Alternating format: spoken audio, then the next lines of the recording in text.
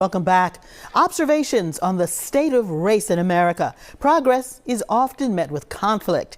Our Jessica Brown sits down with Anthony Walton to discuss his new book called The End of Respectability, Notes of a Black American Reckoning with His Life and His Nation.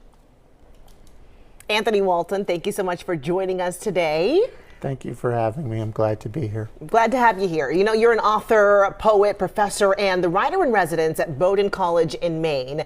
Your latest book, The End of Respectability, is a collection of essays, right? What sparked the idea to put these essays together, and how did you choose which ones to even include? I have been working on some of the essays in this book since 1989, as far back as that. And I started to notice certain themes and patterns that kept coming up over all that time. And so I came to a point of where when I started putting them together in a stack, I started to think, there's actually an arc here. You talked about the essays that you wrote from different decades having a through line. Yes. Were you surprised by that when you went to reflect at some of your past writings, or were you just like, well, here we go? No, I was surprised because the first essay in this book is an essay called Willie Horton and Me, which was in the New York Times in 1989. And it was about my kind of awakening as someone who had done what I felt as a black person, all the things that I should do to be part of the mainstream American society. And you know, my parents were from Mississippi and had started out in the fields, literally, moved to Chicago, got me and my siblings educated and sent us out into the world. And so we were thinking, well, if we do this, this, this, and this, we'll be fine. But I began to see that that was not always the case. I want to talk about this title here. I think a lot of folks will come about it and it'll stop them in their tracks. The End of Respectability.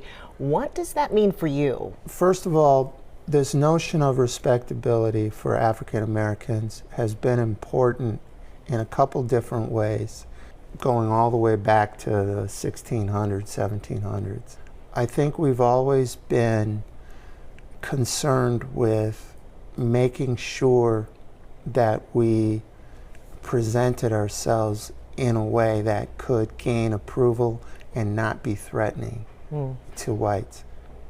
And that has shaped, particularly in the folks who were, again, trying to enter the mainstream, it has shaped a lot of thought and behavior.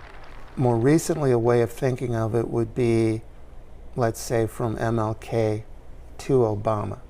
Those are folks that I would say are particularly models of respectability. Over the years, I began to reflect about from my parents, who always insisted upon us being turned out to the nines. They always had a nice car, cut the grass every Saturday, all of that. And that wasn't necessarily to impress other people. It was them expressing themselves and allowing for them to have pride in who they were and move through the world with pride. Now, the question becomes, has that mode, this mode of respectability for African Americans, is it time for us to look at other ways to move forward? Is it past? And that's what you explore, and you write about a third reconstruction.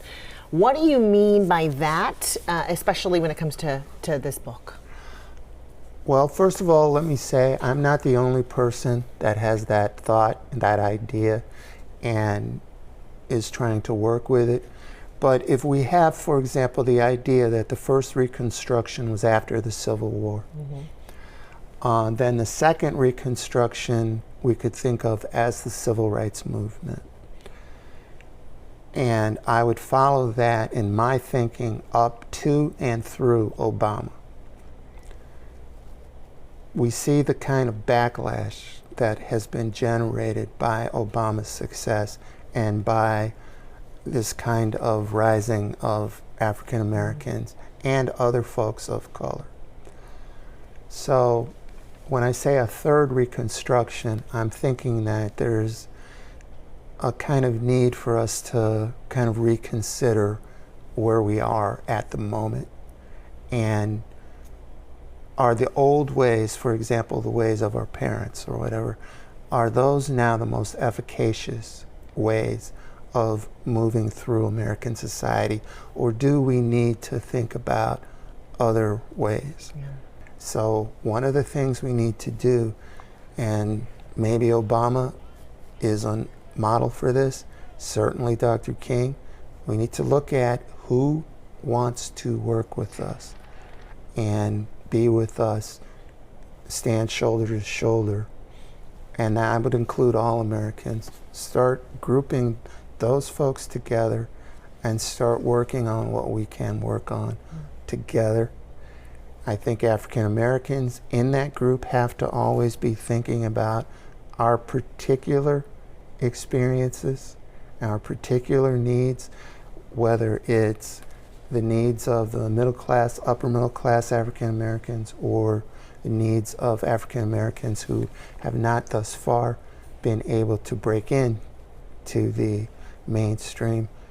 These are all particular and specific, and we need to be giving that thought, but we also need to be thinking about the entire spectrum of American society. All right. Well, Anthony Walton, we thank you so much for your insight for this discussion. I really appreciate it. Once again, the book is called The End of Respectability, Notes of a Black American Reckoning with His Life and His Nation. Karen, back to you. Thank you. And thank you, Jessica. Up next, a celebration of creators of color in the comic book industry when Cityline continues.